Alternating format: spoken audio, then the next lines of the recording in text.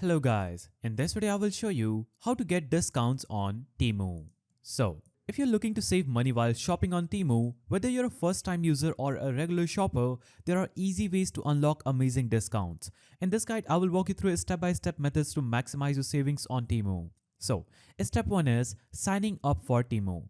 Download the Temu app or visit their website. Create an account as new users often receive welcome bonuses or special coupons. Now, step 2 is check the promotions section. On Temu's application or the website, you'll have to click on your profile icon at the top and click on coupons and offers. Now, click on offers and coupons for Temu and see if you have any coupons available. You can also look for seasonal events like Black Friday or holiday sales where discounts are even steeper. Now, step 3 is use referral bonuses. You can invite friends to join Temu through your referral link.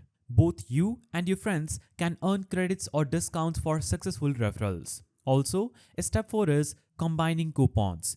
Temu often allows stacking of discounts, so apply multiple coupons at checkouts for greater savings. Be sure to check if bundle offers or bulk discounts apply to your cart.